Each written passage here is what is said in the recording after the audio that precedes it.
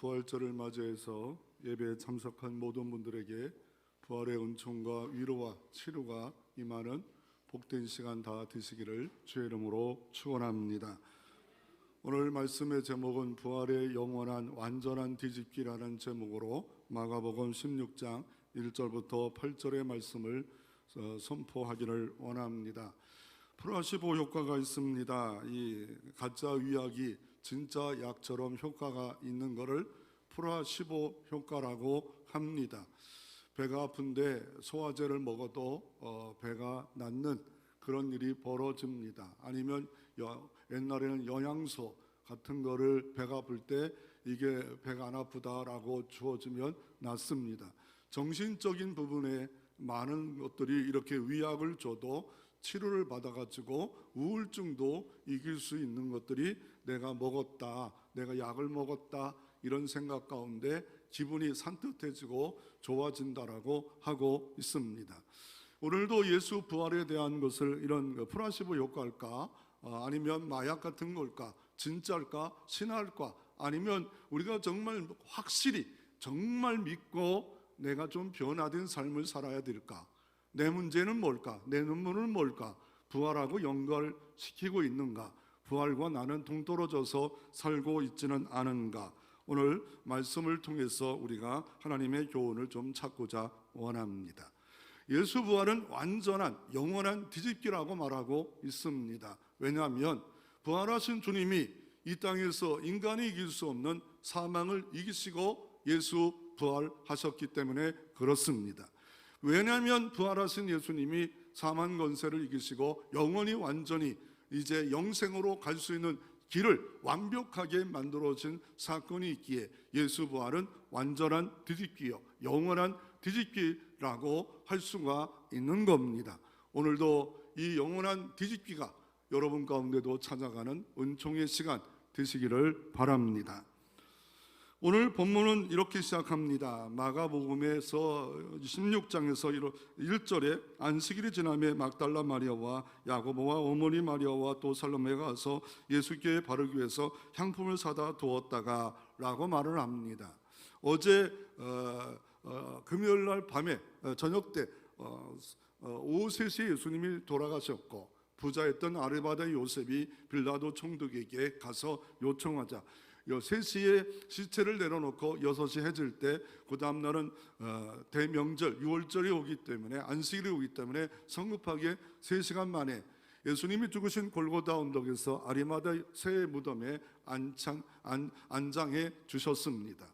그리고 이제 어떻게 합니까? 토요일이 지나 바로 안식군 새벽 주일 이 아침에 여인들이 그 장소를 방문하는 장소로서 오늘 본문은 기록되어져 있습니다.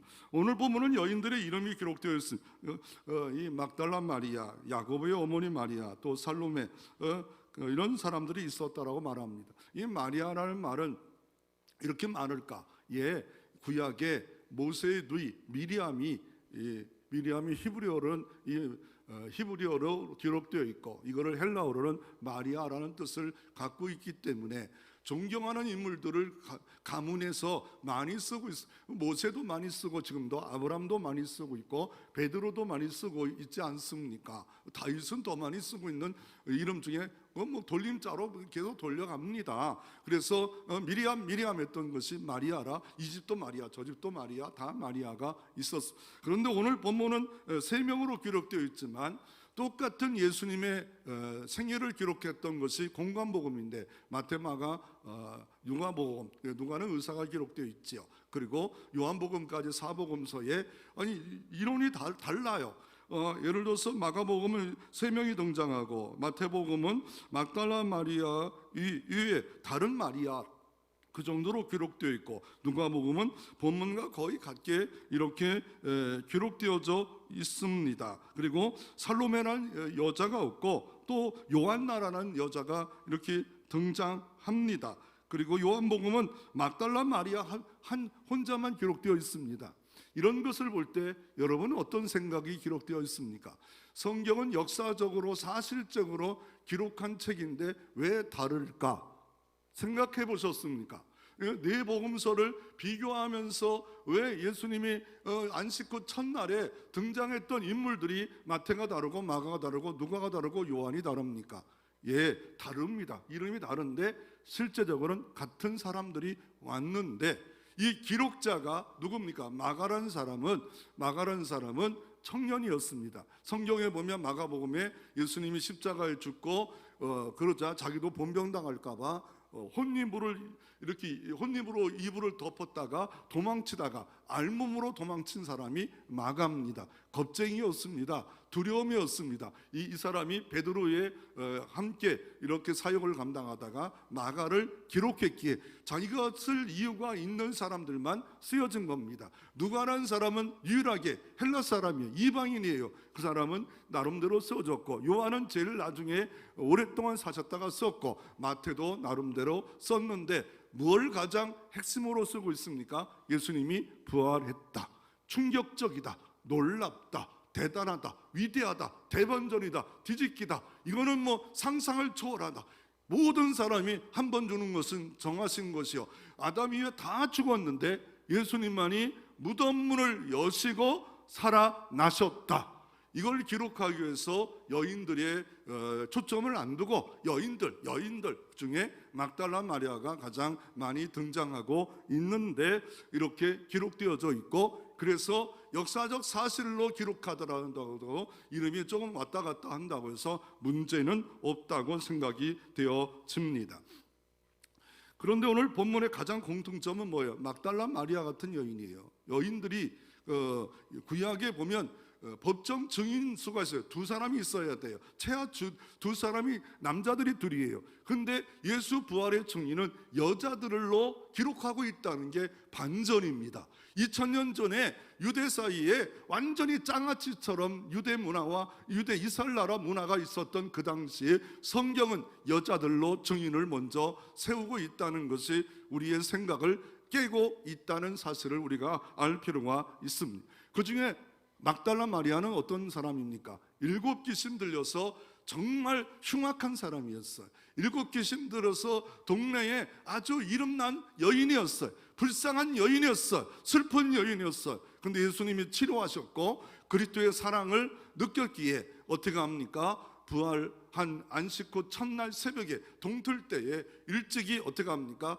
예수님의 향품을 사다가 향품을 바르기 위해서 지금 가고 있는 장면입니다. 왜 여인들이 갑니까? 제자들은 뭐 하고 있습니까? 제자들은 예수님의 일당이라고 만약에 드러나면 예수님이 뭡니까? 유대인의 왕으로 반란죄로 빌라도에서 십자가에다가 유대인 왕으로 히브리어 헬라어 라틴어로 이렇게 다 기록되어 있죠. 유대인의 왕, 반란자, 왕도 아닌데 스스로 왕이 된 사람. 그러기에 그 일당이 되면 잘못하면 자기도 봉병당하고 최하 감옥에 갈 수밖에 없기에, 죽을 수밖에 없기에 지금 숨어 있었습니다. 그러나 이 여인들은 자기들의 책무가 있었습니다. 사랑하는 까닭도 있지만 왜요?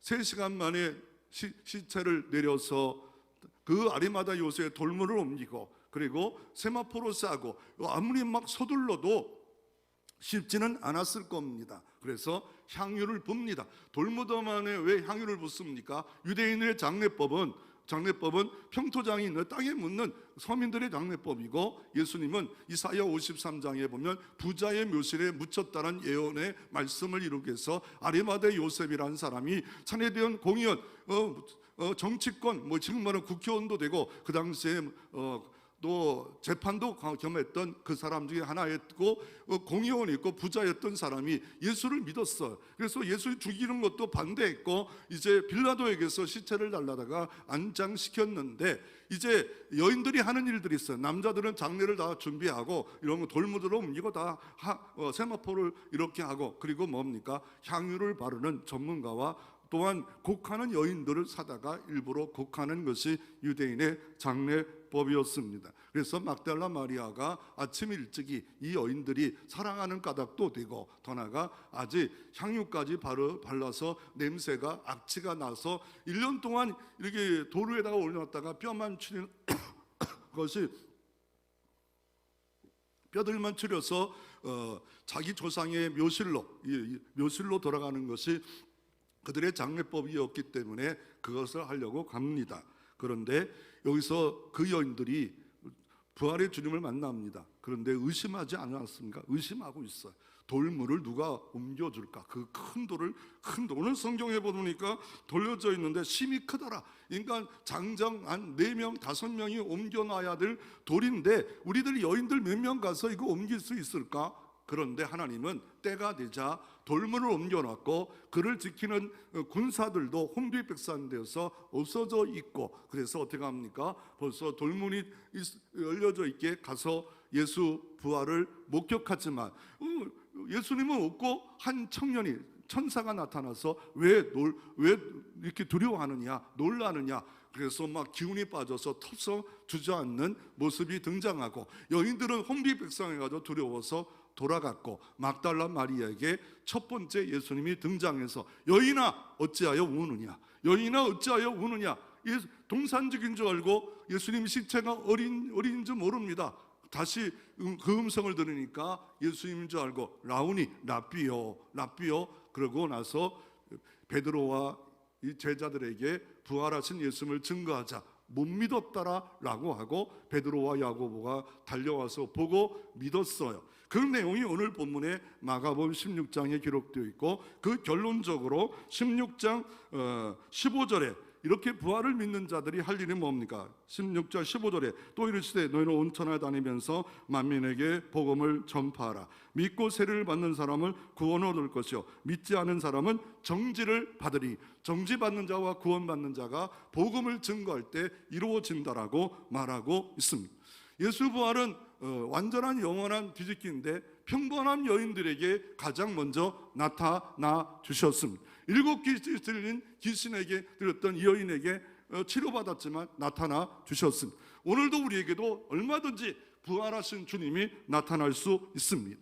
이 여인들은 주의 은혜를 체험해서 부활의 증인으로 사용되어진 것을 볼 수가 있습니다. 이 여인들은 부활을 믿지 않는 제자들에게 증거했고 제자들은 믿자 순교까지 하는 그런 일로 완전히 대반전하는 역사가 이루어지는 것을 볼 수가 있습니다. 왜냐하면 부활하신 주님이 사망 권세 이기셨고 내게도 사망 권세 이기신 것을 믿자 이렇게 변화된 모습으로 바뀌어진 모습으로 이렇게 되어져 버렸습니다. 그래서 막달라 마리아는 완전한 부활을 체험합니다. 눈물이 흘러 예수님의 시체까지 어디 갔을까? 누가 훔쳐놨을까?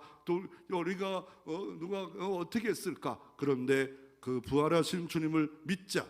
그는 제자들이 있는 곳에 가서 예수님 부활하셨습니다. 그 소리를 듣자 제자들을 믿지 않았더라라고 말합니다. 그 부활은 언제 일어났습니까? 3일 만에 일어났습니다. 3일의 비밀이 있습니다.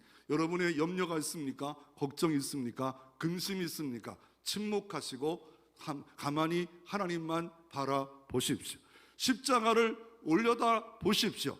3일 후에 주님이 이 막달라 마리아의 눈물을 씻어주시고 눈물에 뿌연 것도 의심에 빠졌던 그것이 없어지는 것처럼 우리가 할 일은 주님 바라보면 부활의 은총이 3일의 비밀이 우리에게도 일어날 수 있음을 믿으시기를 바랍니다. 이 시대에 미국에서 아주 유명한 목사님이 계십니다. 팀 켈러 목사님입니다. 책도 한국에 엄청나게 번역되어 있고 이 사람은 목사님들 양육하는 이런 신학교 교수로 설교학 교수입니다. 그리고 목회자로서 설교도 너무 잘하는 이 팀 켈러 목사님 있습니다. 그 책은 주옥 같아요. 이 책은 대단합니다. 아니 세계적인 그런 목사님입니다. 암에 걸렸었습니다. 그리고 나중에 췌장암 걸려서 결국 소천하신 분 중에 한 분입니다. 그런데 그분이 다시 췌장암에 다시 한번 걸렸을 때 고통 가운데 쓰여진 책이 부활입니다. 그 책 제목이 뭐냐면 부활을 입다입니다. 부활을 입다. 내가 부활을 입을 수 있는 것이 아니라 하나님이 내게 부활을 입게 해 주신다라고 말하고 있습니다. 그분의 책에 부활에 대한 내용 중에 아주 우리가 못 본 단어를 하나 쓰십니다. 뭐냐면 신기한 마술이 아니다. 부활은 침략이다. 야, 침략이란 단어를 씁니다. 침략.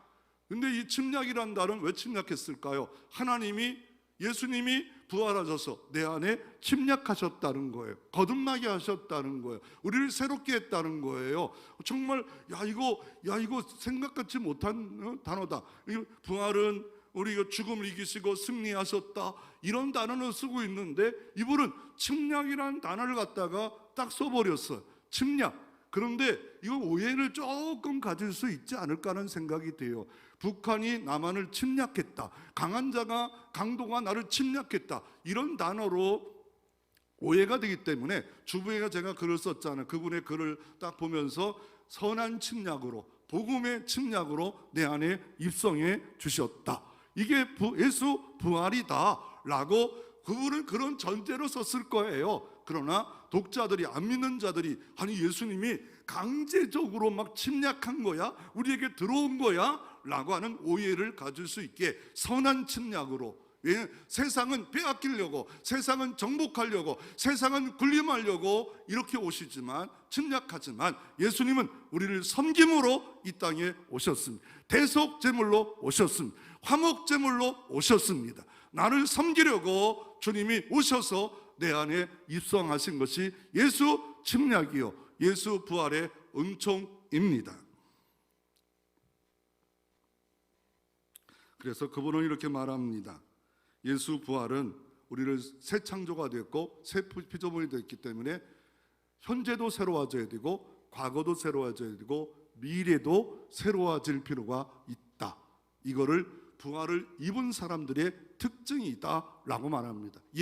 이거를 조금 더 우리 현실로 바꾸면 교회 다니는 교인들이 있습니다. 수많은 교인들이 전 세계에 있습니다. 믿을 신, 그 다음에 신자가 돼야 됩니다. 부활이 내 부활로, 예수 부활의 그 은총이 내 안에 침략하도록 내 마음을 열어 영접하는 자, 그 이름을 믿는 자들에게 하나님의 자녀가 되는 이런 권세를 얻는 그런 생명의 왕노릇하는, 생명이 입성하는 그런 역사를 우리에게 주셔야 되고, 더 나아가 온천하 다니면서 만민에게 증거하는 예수의 제자로서 우리가 변화하는 것이 이 부활을 입은 사람, 과거, 현재, 미래에 다양한 모습으로 살고, 부활을 입은 자는, 이분은 책에 12가지 희망을 얘기해요. 12가지, 용기의 희망, 죽음의 희망, 아주 막 희망을 12가지로 막 나누어서 전개하는데 참 좋다.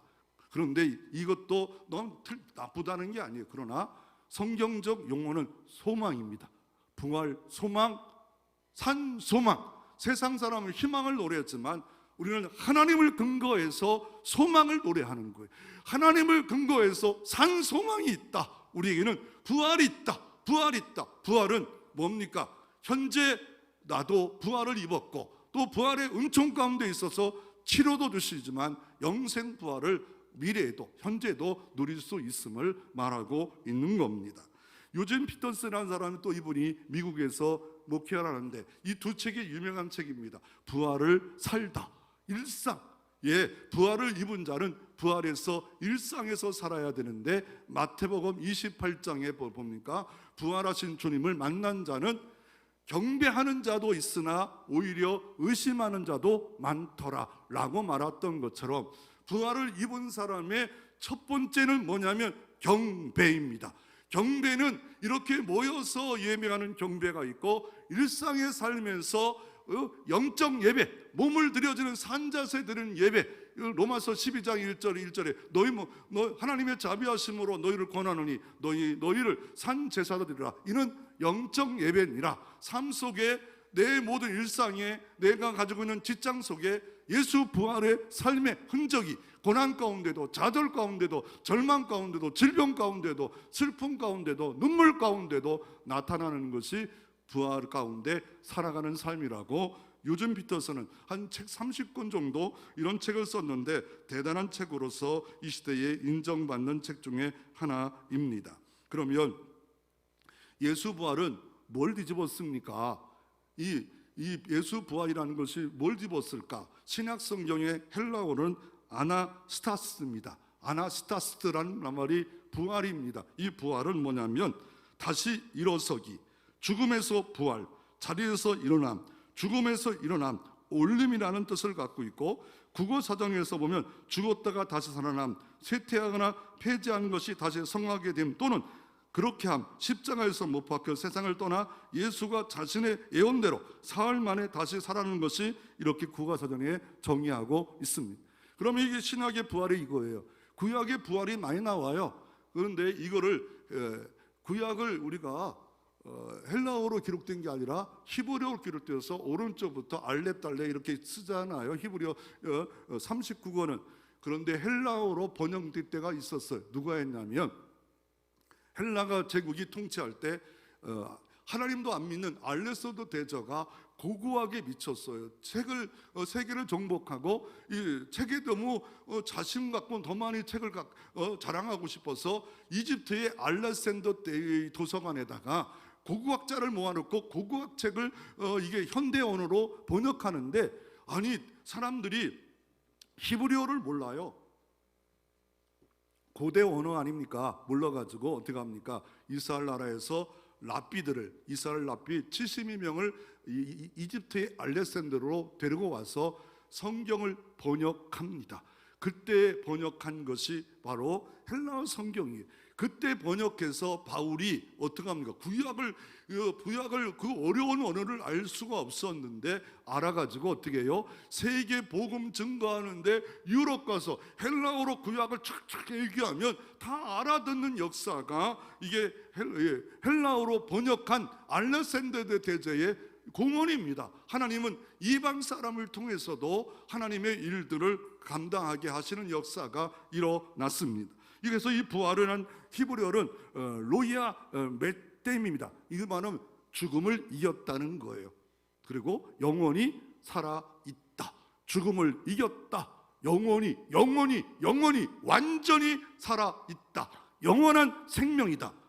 그래서 나를 믿는 자는 영생의 부활로, 생명의 나를 믿지 않는 자는 심판의 부활이 있겠다라고 말씀하고 계십니다. 요한복음 5장 24절에 내 말을 듣고 나 보내시는 이를 믿는 자마다 영생을 얻었고, 과거 완료해. 내 말을 듣고 나 보내실 예수를 믿는 자는 영생을 얻었어요. 이 영생을 내가 노력해서 선행을 해서 헌금을 더해서 얻는 것이 아니라 내 말을 내가 보내신 예수를 듣고 믿는 자는 영생을 얻었고 과거 완료로 끝나 버렸다라고 말하고 있습니다. 이거를 구약에는 부활을 예표하고 부활을 그림자로 있었던 것이 이스라엘 절기 중에, 축제 중에 초실절입니다. 실체는 누굽니까? 예수 그리스도입니다. 이 그림자 예표로 초실절을 지켰어요. 언제 지켰을까요? 바로 6월절 일주일 동안 지키는 그 이스라엘의 최대 명절, 세계에서 예루살렘에 어마어마한 사람이 몰려오는 그 절기에 일주일을 지킬 때 언제냐면 레위기 23장 15절에 안식 후 첫날에 초실절을 지켜요. 그럼 초실절이라는 게 뭐예요? 첫 것을 드리는 거예요. 첫 것을. 6월절은 뭐였습니까? 어린 양 되신 예수 그리스도가 내 죄 때문에 죽으셨고 내 증노가 죽음이 건너가 나는 영생 부활할 수 있다는 것이 6월절, 영어로 패스오버, 히브리어로 패스오버, 건너가다. 내 공로가 아니라 그 피 때문에 건너가는 거예요. 어린 양의 피, 예수 피 때문에, 예수의 의 때문에 내가 건너가는 것이지 내 공로로, 내 자격으로, 내 선행으로, 공로, 축적으로 건너가는 게 아니에요. 그것을 1월 14일 날 하면 그때부터 초실절은 그 주간 안에 레위기 23장 15절에 안식 후 첫날에 초실절을 드려요. 첫 것을 드려요. 뭘 드려요? 그 당시에 보리가 가장 먼저 나오고 미리 나오기에 이 이스라엘 땅의 낮은 지역에 현무암, 이 시커먼 땅이 있는데 이 시커먼 땅은 햇빛을 받아들이기가 좋아요. 그래서 잘 익어요. 그래가지고 거기 있는 한 단을 하나님의 일꾼들이, 레위인들이 갔다가 한 달을 갖다가 제사장에 갖다 주면 제사장들은 요제를 드려요. 요제라는 말은 뭐예요? 북남 동서 상하, 흔들어요. 흔든다는 말은 뭐예요? 부활의 은총이 내 생명을 흔든다는 의미에서 들어드리는 거제, 불로 태우는 화제, 다양한 방법으로서 예배를 드렸지만 이때는 요제로 초실절 한 단을 갖고 하나님께 드려져요. 이게 초실절이에요. 이거 주님이 상천하지 하나님이 깨어난다, 일어났다, 이거를 첫 열매로 안식구 첫날에 드렸고, 예수님은 안식구 첫날에 사망 권세 이기시고 무덤에서 나오시고 빈 무덤이 됐어요. 이슬람의 시조 어떻습니까? 그 마호메트는 메카에, 인도에 지금도 있다고 해서 메카 쪽으로서 이렇게 예배를 드리고, 이렇게 이스라엘 사람들이 부잔 아잔이라고 하는 그거 할 때 하지 않아요? 그런데 어떻습니까? 예수님은 그 죽은 거, 무덤을 기념하는 게 빈 무덤, 유일한 빈 무덤이에요. 영화를 보니까 파묘를 봤어. 파묘. 여러분 안 봤어요? 저는 1000만 넘었다고 그래서 딸내미가 너무 좋대요. 재밌대요. 그래서 그래가지고 파묘 영화 안 봤군요. 여기 본 사람 별로 없나 봐요. 그래서 한번 가보자. 그래서 가봤는데, 야, 파묘가 근데 우리 사모가 갑자기 내 손을 잡더니 안 놔요. 조물락 거려가지고 내 손 터질 뻔했어요. 살아있는 걸 얼마나 그게 무서웠는지.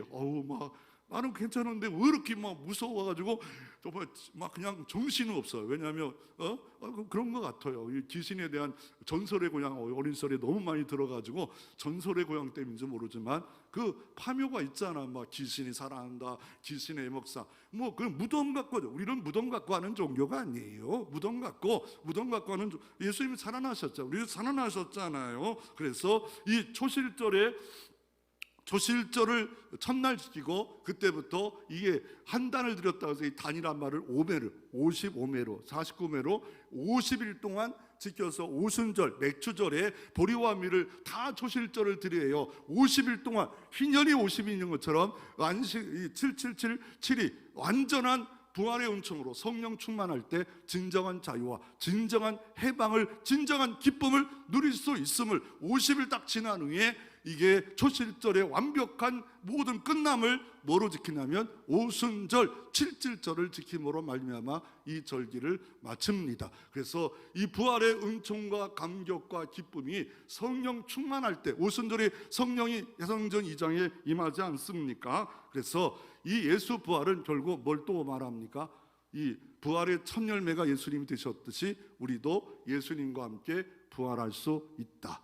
예수님과 함께 부활한다는 거예요. 내가 부활할 수 있는 것이 아닙니다. 그래서 이 성경은 이스라엘 민족의 봄절기, 또한 이 겨울절기, 가을절기를 통해서 우리에게 그림자로, 예표로 우리에게 보여주고 있는데, 초실절이 예수님의 부활을 안식구 첫날에 이렇게 되어졌다 하는데, 현대 유대인들은 언제 이 초실절을 지키냐라고 하면 예수 부활을 지키는 게 아니에요. 초실절을 지켜요. 유월절 다음 날이에요.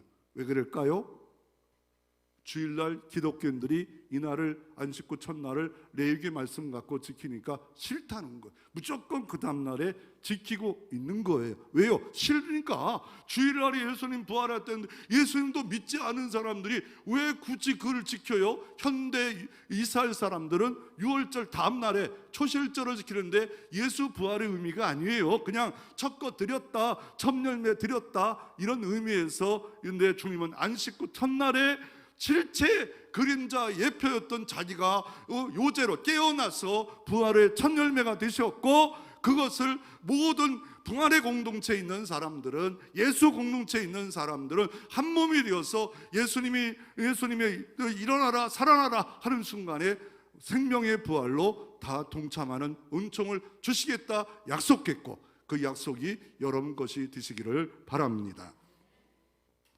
그런데 만약에 예수 부활이 없다면은요, 믿음도 헛거예요. 예수 부활이 없다면 교회도 헛거예요. 예수 믿기 없다면 교회는 사기 집단이에요. 대표는 바울 사도고 현재 목사님들이 다 사기꾼들이에요. 그리고 만약에 사도신경 고백할 때 예수 부활했다, 이거 다 가짜예요. 또 헌신하면 부활의 은총이 있다, 다 가짜예요. 바울을 이렇게 말한, 부활이 없다면 나만큼 불쌍한 자가 없도다. 여러분, 부활이 확실히 있음을 절실히 믿어 영광 돌려드리기를 바랍니다. 그리스도의 영광의 부활은 뭡니까? 영육이 부활이에요. 예수님 당시나 구약의 부활은 몸만 생명이 살아났어. 그런데 영원한 생명이 내 안에 침략되어짐으로 말미암아 아담과 하와가 죄로 죽었던 그것을 예수가 살려 놓으시고 믿는 자는 예수와 함께 부활할 수 있는 거예요. 그거를 바울은 깨닫고 이렇게 말합니다. 에베소의 도시를 향해서 에베소 2장 4절에 긍휼이 풍성하신 하나님이 우리를 사랑하신 그 큰 사랑을 인하여 허물로 죽은 우리를 그리스도와 함께 살리셨고 너희의 은혜로 구원을 받은 것이나 또 함께 일으키사 그리스도 예수 안에 함께 하늘에 앉히시니. 야, 놀라운 거예요. 예수가 일으키실 때 나도 일으켰다는 거예요. 예수님과 2000년 시각이 있지만 주님은 전능하시고 전지하시기에 예수 부활하신 순간에 벌써 일으키셨대요. 그러나 그 믿을 때 내 은혜로 확인되어지는 것 뿐입니다. 함께 지금도 하늘에 앉혀있는 존재가 예수의 몸된 교회에 있는 멤버들입니다.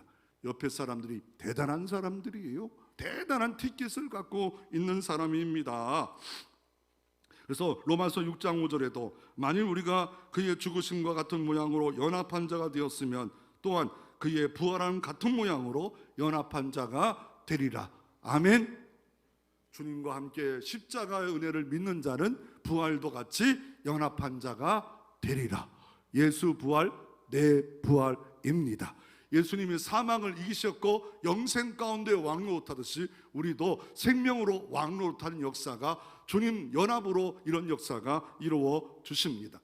결국 예수 부활은 무엇을 뒤집는 겁니까? 예수 부활은, 여러분, 이 부활은 뒤집는다는데 뒤집는 게 뭐예요? 자살을 뒤집으면 뭐예요? 어떻게 알았죠? 역경을 뒤집으면 경력, 문전박대를 뒤집으면요? 어떻게 알았어요? 나왔어요. 예, 그럴 줄 알았어요. 문전박대를 뒤집으면 대박 정문. 내 힘들다 뒤집으면 다들 힘내. 그 뒤집으면 그런 거예요. 제가 한 게 아니라 고은정이라는 사람이 하루에 한 줄 마음 선택에 문해충충사에서 나오는 거를 좀 이렇게 빼왔어요. 그리고 그분은 이러더라고요. 뭐냐면 영어 노를 거꾸로 하면 온이 된다는 거예요. 영어 노, NO를 거꾸로 하면 온, 가짜, 노, 가짜. 그리고 입삼금지를 거꾸로 하면 뭐예요? 이거 안 보면 대답을 못할 텐데요. 너무 길어가지고 지금 산입, 지금 들어오라는 거예요. 지금 뒤집으면 악을 영어로 말하면 이불인데 이거를 영어를 스페링을 바꾸면 뭐예요? 라이브, 삶이라는 거예요. 하나님은 이와 마찬가지로 인간 세계도 뒤집기가 있는데 하나님은 부활로 뒤집어 버렸어요. 예수 부활의 첫 열매 뒤져서 뒤집어 버렸어요. 하나님은 예수 안에 있는 자에게는 뒤집기 명수로 지금 고난과 역경과 눈물이 변하여 하나님의 은총과 복이 될 줄로 믿으시기를 바랍니다. 그래서 어떤 걸 뒤집었습니까? 실패한 사랑을 뒤집어 버렸어요. 누가 실패했어요? 베드로가 누가복음 5장에 만선이 되는 축복 가운데 사람 나누는 어부가 되었지만 3년 반 동안 훈련받았지만 예수님이 십자가에 죽자 방에 두려움 가운데 있었고 다시 부활의 은총을 입고 갈릴리에서 만나자. 갈릴리 갔는데 빨리 안 만나줘요. 그러니까 옛날 직업으로 돌아가서 어떻게 합니까? 그물을 내렸더니 밤새 또 고기가 안 잡혀요. 그런데 예수님이 나타나서 어떻게 해요? 배 오른편에 던져라 그랬는데 누가복음 5장에는 그물이 찢어졌어. 여기는 그물이 안 찢어져요. 그리고 더 큰 고기라 해요. 153마리 부활의 은총을 입으신 주님이 더 좀 차이가 있게 큰 물고기라고 말해요. 그물이 찢어지지 않았더라. 153마리에 잡았더라 하시면서 주님은 어떻게 합니까? 그리고 해변가에서 숯불고기로 먹여주셔요. 그리고 니들 잡은 것도 가져와서 더하자. 풍성히 먹자. 그리고 나서 주님이 요한복음 21장에 우리 베드로 보고 제자를 보고 뭘 말합니까? 네가 나를 사랑하느냐? 아가페로 말합니다. 절대로 사랑한다. 왜? 베드로가 늘 나는 절대로 충성하겠습니다 했는데 실패했지 않아요? 그리고 그럴 때 나는 필레오로 사랑합니다. 또 아가페로 물어봅니다. 저는 필레오로 사랑합니다. 필레오로 사랑할 거냐 세 번째 물으니까 저는 필레오 정도로밖에 사랑할 수 없는 연약한 존재입니다. 그럴 때 이렇게 말합니다. 내 양을 쳐라. 내 양을 돌보라. 사람 낳는 어부에서 양육자로 살아가라 하시면서 너는 이제는 네 스스로 달렸지만 원치 않고 누가 너를 뛸 것이다. 결국 거꾸로 십자가 지었다는 전설이 실제로 순교자까지 되어지고, 옆에 있는 사도 요한이 나는 어떻게, 너는 너고 베드로는 베드로다 라고 하나님이 이렇게 말씀하셔서 다시 한번 베드로를 회복시켰고, 더 나아가 오늘 본문에 여인들을 회복시켰고, 더 나아가 모세가 어떻습니까? 모세가 40년 동안 왕궁에서 어머니의 양육을 받았지만 혈기로 막 일하려고 그래요. 그렇지만 미디안 광야에서 목동으로 40년 삽니다. 그 어느 날 찾아와서 시내산으로 불러가더니 가시돌 건불나무가 가시가 불이 탔는데 금방 사라져야 되는데 사라지지 않아. 여호와의 불이 임한 겁니다. 그리고 모세야, 네 신을 벗어라. 너 하나님 일 좀 하라. 저는 목동이에요. 저 못타요. 입이 뻣뻣해요. 다 하나님이 이적과 기적을 보여주시고 말씀에 순종해서 가족들과 함께 이집트로 갈 때 그가 들고 있는 지팡이가 목동의 지팡이가 되었는데, 출애굽기 4장에 하나님의 지팡이가 되었더라. 하나님의 지팡이를, 성령의 은혜를 주시면 하나님의 지팡이가 되었더라 라고 합니다. 하나님의 지팡이가 있는 자는 하나님께 귀하게 쓰임받을 수 있고 능력을 주실 줄로 믿습니다. 영권, 물권, 인사권도 주실 줄로 믿습니다. 그리고 요나도 마찬가지잖아요. 요나가 왜요? 갈릴리 이 동네 사마리였죠. 아수르 제국이 목동이었던 사람들이 침략해서 이쪽의 남자를 저쪽으로 가. 이게 선민의식을 갖고 있는 유대 이 사람들을 종교를 무너뜨리자라고 해서 다른 곳에 있는 남자를 갖다 놓고 이 지역을 혼합 쪽으로 했고, 더 나아가 이 갈릴리 지역이 어떻습니까? 무역로가 있어요. 그래서 여기에 수많은 이방들이 살기 때문에 이방의 갈릴리였어요. 그러나 주님은 스불론과 납달리아 천한 곳이 영화롭게 하려다 주님이 여기다가 선교 본부지를 삼았고 복음을 증거케 갈릴리 영화롭도다. 복음의 역사가 이루어 주셨습니다. 그리고 사명과 절망을 주님이 찾아오셔서 베드로를 다시 한번 제 사명을 줬어요. 네가 양을 쳐라. 오늘도 주님이 찾아오셔서 네 침략뿐만 아니라 나를 사랑하느냐, 나를 사랑하느냐, 나를 사랑, 내 양을 사랑하라 하시는 이런 음성을 통해서 절망을 뒤집고 사명을 가지 다시 한번 회복하는 역사가 이루어져야 됩니다. 이런 사람은 어떻습니까? 이런 부활의 역전의 성과 찬양을 부릅니다. 사도 바울은 고린도전서 15장에 부활은 사실이다. 나도 부활받고 500명도 부활을 받고 제자도를 받고 예수님 동생 야고도 사실이다. 성경이 사실로 기록된 거다. 그리고 수많은 사람이 순교했다.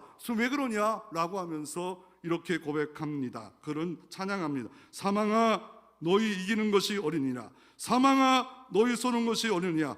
우리 주 예수 그리스도로 말미암아 우리에게 이김을 주신 하나님께 감사하노라. 사망을 예수님이 이겼기에 감사하노라고 죽음을 유일하게 이기시고 영원히 이기시고 완전히 뒤집어 놓으신 예수님을 부활장에서 찬양합니다. 유명한 전도왕 빌리그램, 1988년에 대한민국 와서 100만이 모였던 빌리그램이 죽으면서 이렇게 말합니다. 오늘 신문에 빌리그램이 죽었다는 소식이 들리거든 믿지 마십시오. 나는 죽는 것이 아닙니다. 영원한 나라로 옮겨갈 뿐입니다. 아버지의 나라로 갈 뿐입니다. 그리고 김한련 여사가 있어요. 이대 총장을 지냈던 이분이 죽으면서 이렇게 말합니다. 내가 죽거든 슬픈 장송곡을 부르지 마십시오. 천국문에 들어간 환희의 노래, 승리의 행진곡을 찬양하십시오. 이 부활은 어떤 것을 뒤집었습니까? 두려움을 사라지게 했습니다. 의심이 사라졌습니다. 죽음과 죄의 문제가 완전히 해결되어 새 생명과 영생을 얻고 새 생명이 주어지는 역사가 도마에게 있었고 의심 많은 도마에게 있었습니다. 더 나아가 누굽니까? 나이는 곳에 과부가 있었어요. 이 사람은 돈을 못 벌기에 나중에 창녀까지 살 수밖에 없는 어려운 시대였어요. 그런데 장래 행렬의 그 라인 위로란 뜻의 곳에 있는 그곳에 이 주님이 나타나셨어요. 그리고 일어나라 하는 순간에 진정한 위로자로서 이 청년이 일어나는 역사가 뒤집는 역사가 이루어졌고 실제로 예수님은 십자가에 죽은 지 사흘 만에 부활하셨습니다. 이 부활의 은총은 뭘 뒤집었습니까? 희복으로 뒤집었습니다. 엠마오로 내려가는 제자가 다시 희복해서 다시 예루살렘에 와서 하나님의 일들을 감당했고요. 승리와 감사합니다. 바울은 이렇게 고린도 교회 우상과 음란의 도시에 이렇게 말함. 우리 주 예수 그리스도로 말미암아 우리에게 승리를 주시는 하나님께 감사하노라. 예수 승리, 내 승리가 이 부활의 공동체에 이루어짐을 부활을 확증하고 있습니다. 의와 살아난 이 복음 로마서 4장 25절이 십자가와 부활을 한 절로 딱 요약하고 있는데, 예수는 우리의 범죄한 것 때문에 내줌이 되었고 또한 우리를 의롭다 하시기 위해서 살아나셨느니라. 그러므로 이 부활과 십자가 은혜가 내 것이 되었습니다. 그리고 할 일은 뭡니까? 헌신과 충성입니다. 고린도서 15장 58절에 그러므로 내 사랑하는 형제들아 겸손하여 흔들리지 말고 항상 주의 일에 더욱 힘쓰는 자들이 되라. 이는 너희 수고가 주 안에서 헛되지 않은 줄로 아노라. 스타벅스는 커피 하나에 미쳐서 지금 12,000 곳의 매장에 수많은 사람들이 스타벅스 그 비싼 커피를 먹으러 갔잖아요. 그 사람은 누굽니까? 그 사람은 가난한 뉴욕에 있었던 이 가난한 사람, 이 사람은 하워드 슐츠입니다. 가난한 사람인데 이 가난한 사람이 커피를 만들어서 사람들을 커피에 미치게 만들었어요. 바울은 복음에 미쳤어요. 부활에 미쳤어요. 여러분은 무엇에 방향을 잡기를 원합니까? 예수 부활의 공동체에 부활의 방향을 잡고 달려가는 여러분 되시기를 주의 이름으로 축원합니다.